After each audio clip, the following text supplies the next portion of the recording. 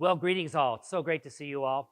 You know, I was sitting down a couple weeks ago with the mayor of our city of Salinas, California, Mayor Dennis, and a couple of my colleagues who were sitting at the table and talking about a very familiar topic, housing and homelessness. Who hasn't heard about housing and homelessness, right? Mayor Dennis was saying, you know, Eric, it is so good at Salinas. Everyone can find a home here. It's so easy to find a home. They can all afford it. They can afford all their insurance. They can afford all their payments for their child care, everything. And you know what? I haven't seen a homeless person on the street in at least a year. Isn't that great, Eric? Well, after I called him a liar, we then went in and talked about what was really going on. And really, this was him waving the white flag saying, you know what? There are so many cities like us, we cannot figure out why homelessness is increasing. How can we address homelessness? How can we address housing and our crisis that's going on in our community? And of course, he didn't have answers, but he said, go figure it out. So now, how about any of you? Anyone having problems finding a house out there? Finding one that's affordable, going out and getting a mortgage that you can afford? And still have money left over, right, to pay your car payment or to buy food this week? It's probably true of 80% of us in the crowd. You see, we've got this growing crisis that we have to deal with, and it's unfortunately not the way. The United States has spent tens and hundreds of billions of dollars in the last 10 years trying to solve homelessness, trying to provide housing. And the problem is, as you can see from this graph, and this is chronic homelessness, which are people that are unsheltered primarily, continues to escalate, not go down, even after the spending of all of these tens and hundreds of billions of dollars. And the problem is that if you're a prisoner or someone coming out of prison, you have even a bigger challenge. Most statistics will show about 20% of our homeless populations, give or take in different communities, represent people that even have a criminal record or have come out of incarceration. Well, that means that if they don't get employment in housing, within 2 to 3 years, 65% of the time, they'll go back into incarceration. And guess what that costs us each year to put people into incarceration? It's about $110,000 a year and growing in our Soledad prison down in Monterey County. So that's not good. They're disconnected from employment, obviously. There's mental health challenges, broken relationships, all that goes with that. So what do you do with this? Well, we don't have affordable housing. In fact, affordable housing is sort of a misnomer in our community. But the other problem we run into is the cost of housing. In California alone, if you want to get into a typical 2-bedroom, 2-bath affordable house that's sponsored and covered by government funding, you'll find that usually it's between $500,000 and $1.4 million. If you're in the city, like here, $1.4 million to build a 600 square foot unit, that's crazy, isn't it? So you can see from this graph that this is just out of control in terms of our area median income that people can afford. And it also means that you have to be making somewhere between $125,000 and $250,000 a year as a family unit to be able to afford the mortgage payment or to qualify for a mortgage payment. Well, the other problem in our area is we have an incredible inflated housing cost. It costs about, and this is in 2020 dollars, $650 per square foot to build a housing unit. Absolutely astronomically out of control. And a lot of this is controlled by what's government funded and some of the inflation that goes with that. So this is not affordable. In fact, it's not even attainable. And most of us here couldn't afford that kind of family income. Maybe our solution around finding affordable housing is like this cartoon where the little boy is ready to sell his tree house and dad's saying, how much can you get for it, right? So we're going to need a lot of tree houses to make that affordable. The other problem we run into in this growing crisis is with our homeless. If you're a homeless person on the street and you're trying to get back into housing or trying to find services, the challenges are huge. In fact, if you don't have a housing voucher as a homeless person, and a lot of people can't get housing vouchers these days, the last 2 years, housing vouchers have disappeared, which would typically help cover some of the cost of staying in a home and so on like that. But if you don't have a housing voucher, and you try to get one and you can't get one, even more difficult because you have a poor credit history. You particularly don't have a nest egg, if you will, sitting behind you of lots of money to be able to convince a person that you can come in and, in fact, make your payments on a housing unit. So that's a problem, and if you're lucky enough to have Social Security or disability, you might make $600 to $800 a month. Do you think that will go very far in terms of housing and food and everything else that goes with that? No. So you can see why the problem of staying homeless without help on the community is really tough. So we're going to talk a little bit about maybe one of the solutions. And imagine this: if we could put 4 things together that really make something work for housing. And this is what we try to do in our work with R3. When we started back in 2010, we actually started with some very, very visionary leaders from our community in Salinas, the Taylor Farms of the world and things like that that you probably recognize, to come together and come alongside agencies that could help those nonprofits that were doing really good work on the ground, but they needed some help. They needed some fundraising. They needed a house to house people in. Maybe they needed some board support or just some programming. But what we realized in about 6 years of working with homeless and people coming out of incarceration is if we didn't have housing and we didn't have wraparound services, support services that could really put people on their feet, you would fail. You go back to that 65%, for example, of incarcerated going back to prison. Parenthetically, interesting enough, the people we've seen the most successful have also had a tremendous spiritual experience, if you will. So, for example, they've connected to a faith community, and they've discovered in their faith a walk with the Lord, or however their faith is being expressed, that's taken them to a whole new level where they actually succeed and they're connected to a faith community. So that's a really important element as well we've seen in some of the model.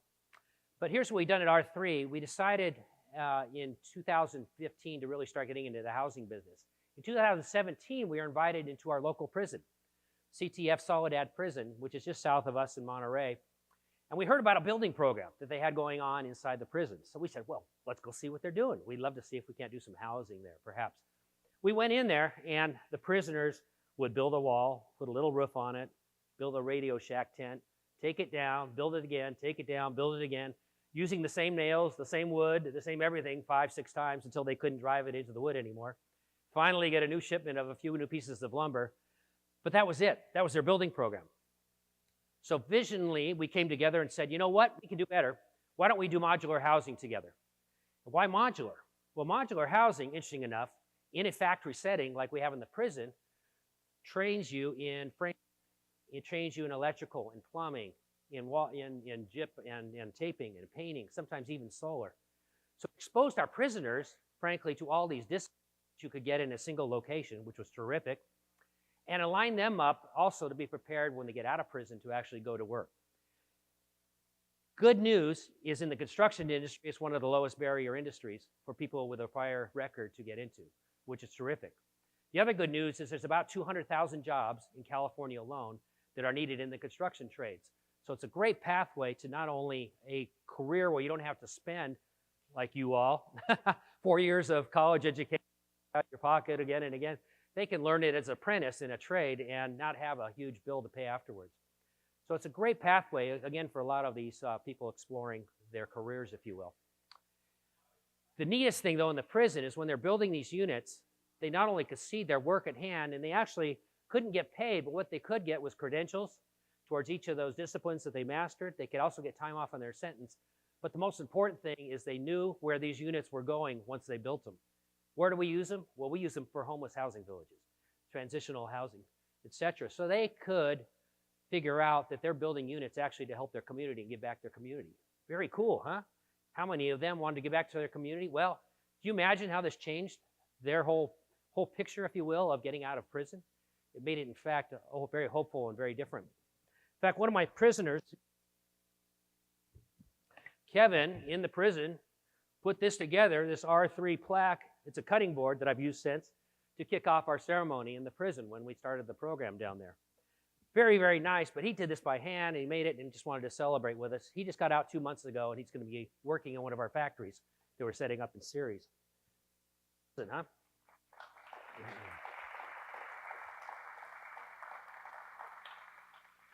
So what's the answer to this exploding cost of creating housing? This is 4 places where we focus our attention. The first is we do modular housing for all the reasons I just talked about, but actually modular housing is less expensive to build, and you can get it out to the market faster than site-built housing.